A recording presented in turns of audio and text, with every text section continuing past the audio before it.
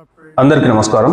So ఈరోజు ముఖ్యంగా ప్రపంచంలోని మరియు భారతదేశంలోని మరియు తెలంగాణ రాష్ట్రంలోని కొన్ని అంశాలు గురించి చర్చిద్దాం. సో ముఖ్యంగా ఫస్ట్ది ఏంటంటే ఐరాస సమావేశాలు. సో ప్రజెంట్గా ఐరాస సర్వ సభ్య సమావేశాలు న్యూయార్క్లో జరుగుతున్నాయి. సో ముఖ్యంగా నిన్న జరిగిన సమావేశంలో మాత్రం అమెరికా అధ్యక్షుడు డొనాల్డ్ ట్రంప్ తన సుదీర్ఘ ప్రసంగాన్ని యుఎన్లో ప్రసంగించడం జరిగింది. సో ముఖ్యంగా ఇతను ప్రసంగించిన మాటలు చూస్తుంటే మళ్ళీ ఇండియాను కార్నర్ చేసే విధంగా మాట్లాడడం జరిగింది. సో యుఎన్ అసెంబ్లీలో రష్యా ఉక్రెయిన్ వార్ గురించి పర్టికులర్లీ ఈ టాపిక్ గురించి మాట్లాడేటప్పుడు డొనాల్డ్ ట్రంప్ ఒక వ్యాఖ్య చేయడం జరిగిందనమాట.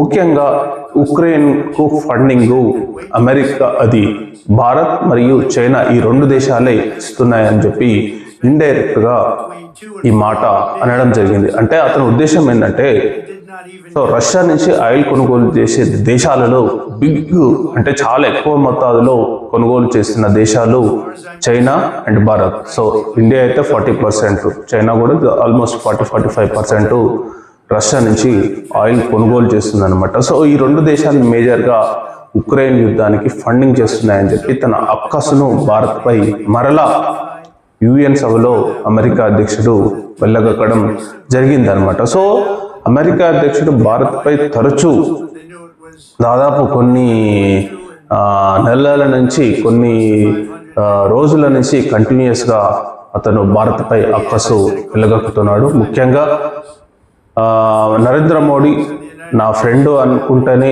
చాలా ట్యాక్సీలు కానీ టారిఫ్లు కానీ సో చాబార్ పోర్టుపై కానీ సో మిగతా ఏ విషయాలలో కూడా భారత్కి ఏమాత్రం సహకరించట్లేదు. సో ఇప్పుడు యుఎన్ అసెంబ్లీలో కూడా భారత్పై తన అక్కస్ను వెళ్ళగక్కడం జరిగింది. సో ఈ విషయంలోనే కాక అతను ఇంకొకటి ఏంటన్నాడంటే, NATO, so North Atlantic Treaty ఆర్గనైజేషన్లో ఉన్న 32 దేశాల కూటమి సభ్యులు, సో కొన్ని European Union countries so Russia నుంచి ఆయిల్ బై చేస్తుందని చెప్పి, ఇప్పటికి కూడా ఆయిల్ బై చేస్తుందని చెప్పి ఒక వాక్య అయితే చేయడం జరిగింది. విచిత్రం ఏంటంటే, రష్యా నుంచి ఆయిల్ యూరోప్ కంట్రీస్ చాలా మంది కొంటున్నారు అనమాట. సో ఎందుకంటే రష్యా చాలా oil plus renewable energy, natural gas, so వీటిలో యూరోప్లోనే ద బిగ్గెస్ట్ అనమాట. సో ద బిగ్గెస్ట్ ఎక్స్పోర్టర్ అనమాట. సో దాదాపు ఒక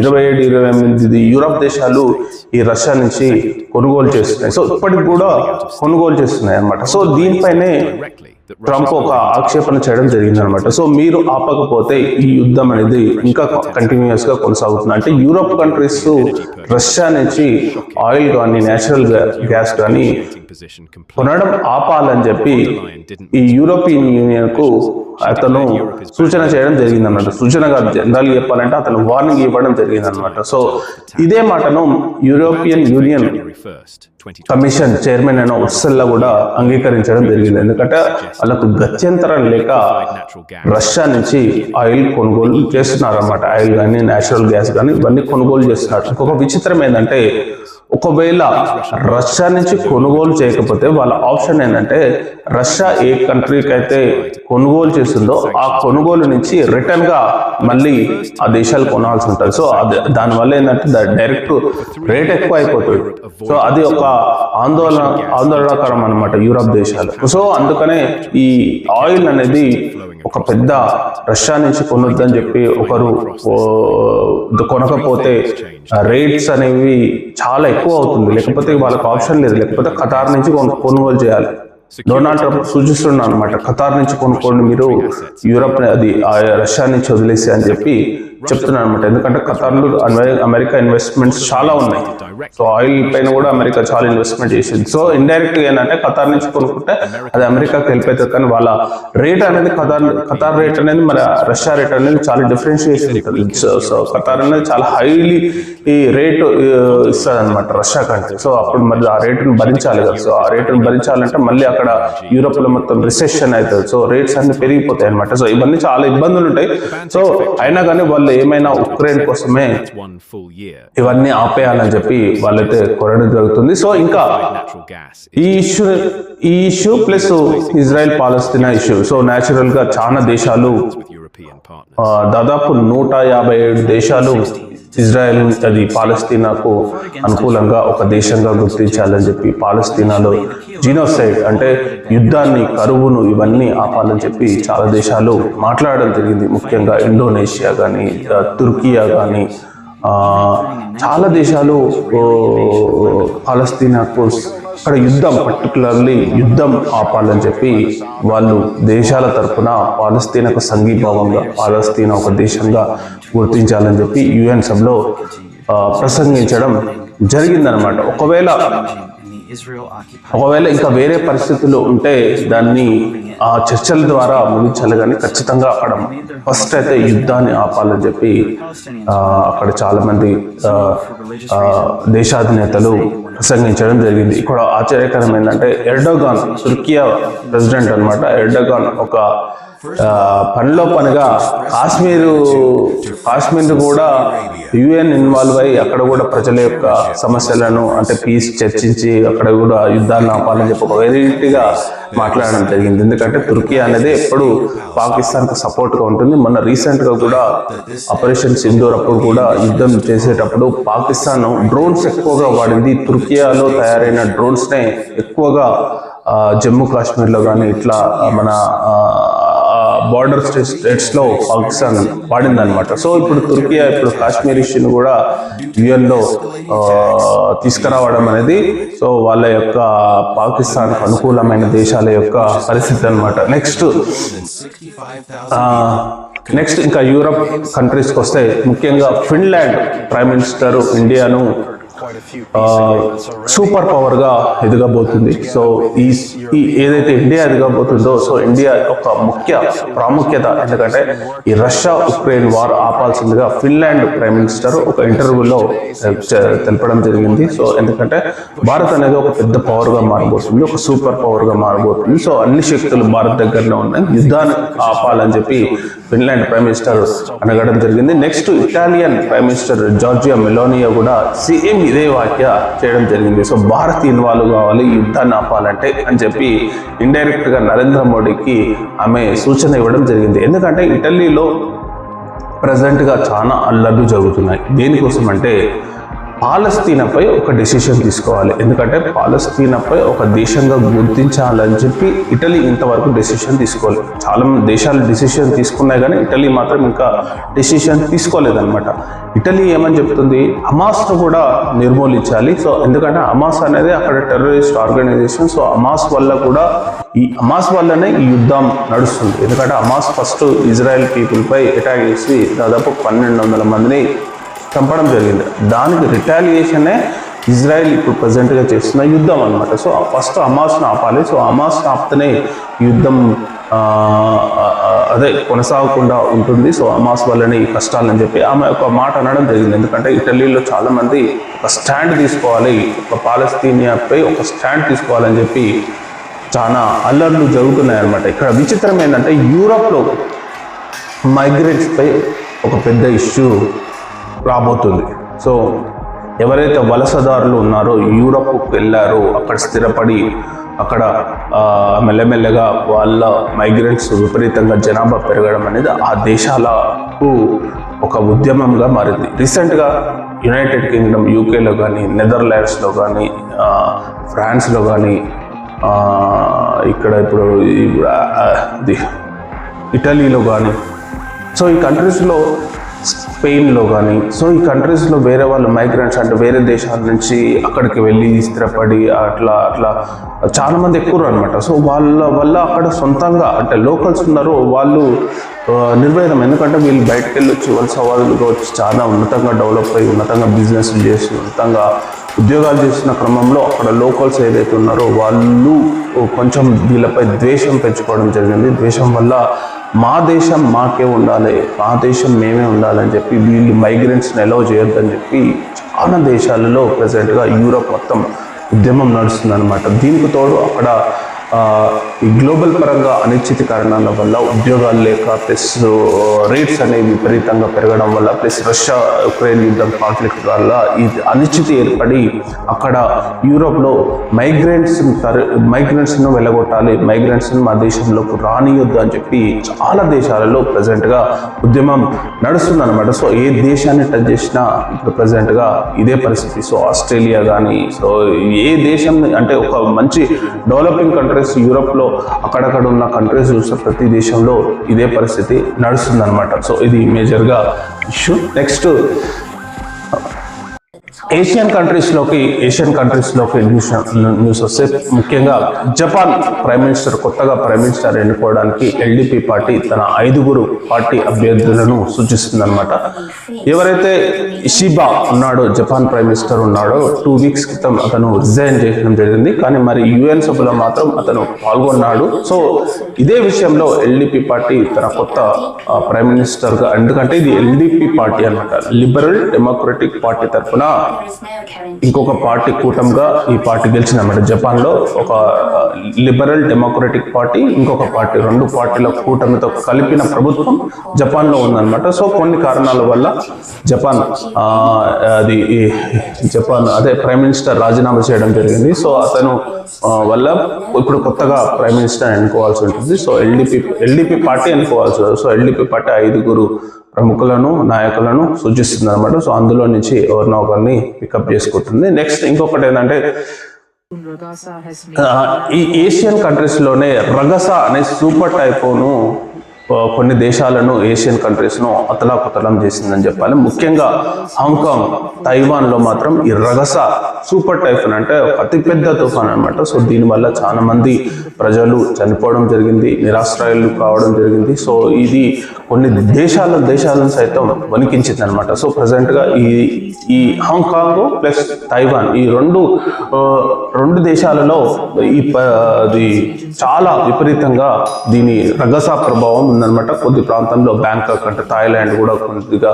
సో ఈ కంట్రీస్లో మొత్తం రగసా అనేది చాలా ప్రభావం చూపిందని చెప్పాలి. నెక్స్ట్ థాయిలాండ్లో ప్రైమ్ మినిస్టర్గా ఆస్టిన్ చార్నికోల్. సో ఆస్టిన్ చార్నివిరాకోల్ కొత్తగా తన క్యాబినెట్తో ప్రమాణ స్వీకారం చేయడం జరిగింది. సో థాయిలాండ్లో కొత్త ప్రైమ్ మినిస్టర్ అన్నమాట, కొత్త క్యాబినెట్.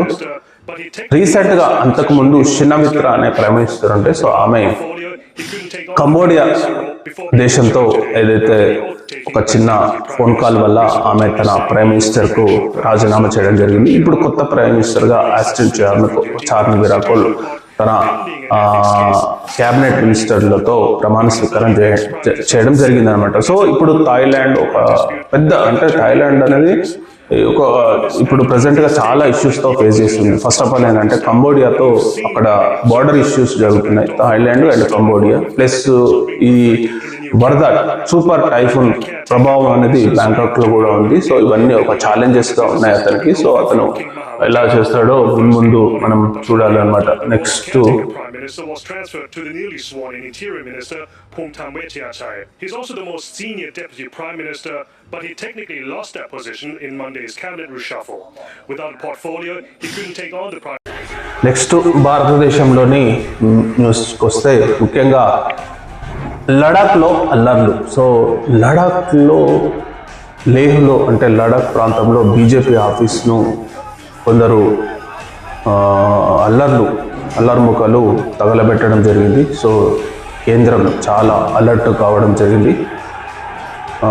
ఒక పర్యావరణవేత్త అంటే అల్టిమేట్గా సోనం అనే పర్యావరణవేత్త మాటల వల్ల ఈ ఉద్యమం అంటే ఈ అల్లర్లు చెలరేగాయని చెప్పి కేంద్ర హోమ్ మినిస్టర్ ఒక ప్రకటన అయితే రిలీజ్ చేయడం జరిగింది. సో ఈ అల్లర్లు ముఖ్యంగా ఏంటంటే లడాఖ్ను 6th షెడ్యూల్లో చేర్చాలని చెప్పాలి. అంటే 6వ షెడ్యూల్ ఇండియన్ కాన్స్టిట్యూషన్లో 6th షెడ్యూల్ అంటే ట్రైబల్ గవర్నమెంట్స్ అనమాట. అంటే ట్రైబల్కు ఒక సపరేట్గా లోకల్ అటానమీ బాడీ ఉంటుంది. సో అటానమీ బాడీయే 70% ఆధిపత్యం ఉంటుంది. ఈ అటానమస్ బాడీలో ఎక్కువగా అక్కడ లోకల్స్ ఉంటారు. సో ఇదే మూమెంట్లో ఈ లడాఖ్ను చేర్చాలని చెప్పి ప్లస్ మాకు స్టేట్ యొక్క అధికారాలు ఇవ్వాలని చెప్పి వాళ్ళు అక్కడ ఉద్యమం చేయడం జరిగింది. సో ఇది ఒక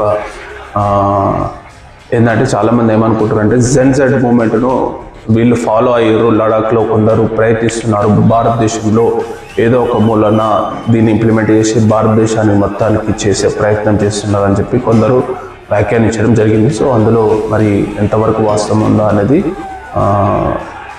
సెంట్రల్ కేంద్ర హోంమంత్రి విచారణ జరుగుతుంది. సో ఇది చాలా అలర్ట్ కావాల్సిన అంశం అన్నమాట. నెక్స్ట్ ఎల్డిఎస్గా అనిల్ చౌహాన్ కొనసాగింపు, అది సిడిఎస్గా అనిల్ చౌహాన్ కొనసాగింపు అనమాట. సో అనిల్ చౌహాన్ అంటే త్రివిధ దళాధిపతులకు ముఖ్యంగా ఏదైతే నేవీ, మిలిటరీ, ఎయిర్ ఫోర్స్ ఈ ముగ్గురికి కలిపి అథారిటీగా ఒక సిడిఎస్ అనే పదవిని సృష్టించడం జరిగింది, సెంట్రల్ డిఫెన్స్ స్టాఫ్ అని చెప్పి. సో దీనికి ముఖ్యంగా అనిల్ చౌహాన్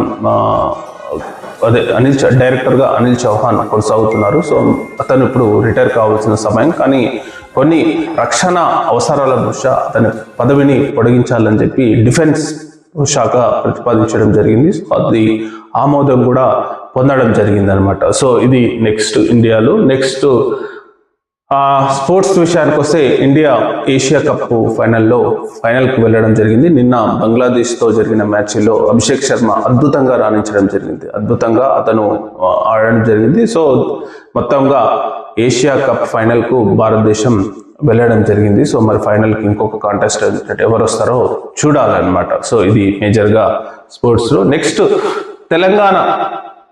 తెలంగాణ ఇష్యూ వస్తే ముఖ్యంగా గ్రూప్ 1 ఇష్యూ అనేది హైకోర్టులో ఏదైతే సింగిల్ బెంచ్ తీర్పిచ్చిందో ఆ తీర్పును మొత్తం కొట్టేయడం జరిగింది. సో స్టే ఇవ్వడం జరిగింది. ఏంటంటే సింగిల్ బెంచ్ ఏదైతే గ్రూప్ 1 జనరల్ ర్యాంకింగ్స్ను నిలుపుదల వేయాలి, సో ఇంటిగ్రిటీ లోపించిందని చెప్పి ఒక 220 పేజీల రిపోర్టును ఇవ్వడం జరిగింది. ఆ 220 పేజీల రిపోర్టుని సింగిల్ బెంచ్ ఇచ్చిన రిపోర్టును హైకోర్టు కొట్టివేయడం జరిగింది. సో దీనివల్ల ఇమీడియట్గా ఏదైతే గ్రూప్ 1 ర్యాంకర్స్ ఉన్నారో వాళ్ళకు చాలా ఊరటగా లభించిందని చెప్పాలి. సో వాళ్ళ ర్యాంకింగ్స్ కూడా టీజీపీఎస్సీ నిన్న విడుదల చేసింది. సో మొట్టమొదటి ర్యాంకు లక్ష్మీ దీపిక. సో ఈమె యాక్చువల్లీ డాక్టర్, అదే వైద్య వృత్తి చేస్తున్న అమ్మాయి. సో ఈమెకు ఫస్ట్ ర్యాంక్ రావడం జరిగింది. సో ముఖ్యంగా టాప్ 10 ర్యాంకర్స్ అందరూ ఆర్డీఓనే తీసుకోవడం జరిగింది, అంటే పోస్టుల పరంగా నిన్న రిలీజ్ చేయడం జరిగింది అనమాట.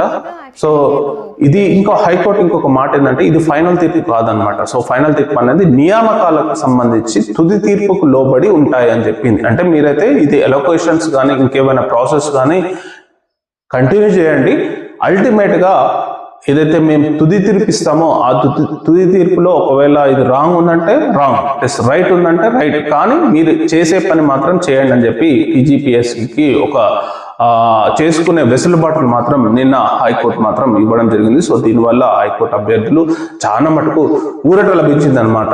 సో ఎందుకంటే ఇది అసలు ఎట్లా కొనసాగుతుందా, ముందుకెళ్తుందా లేదా, అసలు మళ్ళీ ప్రిపేర్ కావాలన్నా ఏదా అనేది ఒక క్వశ్చన్ మార్కులు ఉన్న 562 మంది అభ్యర్థులకు ఈ విషయంలో చాలా ఊరట కలిగించింది. నాకు తెలిసి ఇక గ్రూప్ 1 పోస్టులకు ఇబ్బంది ఏం లేదన్నట్టే, వీళ్ళకు జాబ్స్ వచ్చినట్టే అని చెప్పి నా యొక్క అభిప్రాయం. ఎందుకంటే హైకోర్టు నిన్న వాళ్ళ నియామకాలకు కంటిన్యూయేషన్గా చేయడం జరిగింది. ఇమీడియట్గా టీజీపీఎస్సీ కూడా వాళ్ళకు పోస్టులను కూడా ఎలకోట్ చేయడం జరిగింది. అంటే పోస్టులు ఎందుకంటే 562 మందికి ఎవరికి ఏ పోస్టులు అంటే గ్రూప్ 1 పోస్టులు అంటే ఆర్డీఓ ఉంటుంది, డిఎస్పీ ఉంటుంది, సిటీఓ ఉంటుంది, ప్లస్ ఇంకా చాలా ఉంటాయి అన్నమాట. చాలా ఏదైతే గ్రూప్ 1 లెవెల్ పోస్టులు ఉంటాయో ఆ పోస్టులన్నీ ఎలకోట్ చేయడం జరిగింది అకార్డింగ్ టు ద రిజర్వేషన్ కానీ, రోస్టర్ కానీ, మల్టీ జోన్ కానీ, ఇంకా ఇవన్నీ అంశాలను పరిగణలోకి తీసుకొని వాళ్ళు రిలీజ్ చేయడం జరిగింది. అందులో టాప్ 10 చాలా ఎక్కువ మంది ఆర్డీఓగా సెలెక్ట్ చేసుకున్నారని చెప్పి సమాచారం అనమాట. నెక్స్ట్ ఫైనల్గా రిజర్వేషన్స్. సో బీసీ రిజర్వేషన్స్ పై తెలంగాణ గవర్నమెంట్ ఎలా ముందుకెళ్తుంది, ఎందుకంటే స్థానిక సంస్థల ఎన్నికలు జరగాల్సిన దాదాపు గవర్నమెంట్ మాత్రం ముందుకు రావడం జరిగింది, ఎట్లా ఇంకా ఎన్నికలు నిర్వహించాలని చెప్పి. సో మరి 42% రిజర్వేషన్స్ పై ఇంతవరకు మరి అక్కడది గవర్నర్ దగ్గర, రాష్ట్రపతి దగ్గర ఈ ఫైల్ అనేది పెండింగ్ ఉంది. వాళ్ళు ఒక నిర్ణయం తీసుకోకుండా అలాగనే హోల్డ్ చేయడం జరిగింది. మరి హైకోర్టు మాత్రం స్థానిక సంస్థలు నిర్వహించాలని చెప్పి ఖచ్చితంగా తెలంగాణ గవర్నమెంట్కు ఆదేశాలు ఇవ్వడం జరిగింది. సో మరి ఇప్పుడు దీనిపై ఒక ముందడుగు వేయాలని చెప్పి చాలా తెలంగాణ ఏదైతే రిజర్వేషన్స్ ఖరారు చేయాలని చెప్పి గవర్నమెంట్ స్థానిక అంటే కలెక్టర్స్లకు ఆదేశాలు ఇవ్వడం, సో వారికి అనుగుణంగా రిజర్వేషన్స్ కూడా పూర్తి చేయడం జరిగింది. మరి దీనిపై 42% రిజర్వేషన్స్ పై ఒక నిర్ణయం తీసుకొని స్థానిక సంస్థల ఎన్నికలకు నోటిఫికేషన్ రిలీజ్ చేయాలని చెప్పి తెలంగాణ గవర్నమెంట్ నిర్ణయించుకోవడం జరిగింది. సో ఈ బీసీ రిజర్వేషన్స్ పై తెలంగాణ గవర్నమెంట్ కానీ కాంగ్రెస్ పార్టీ కానీ ఏ విధంగా నిర్ణయం తీసుకుంటుందో చూడాలన్నమాట. సో ఇదండి మేజర్గా ఈ రోజు న్యూస్ అనాలిసిస్.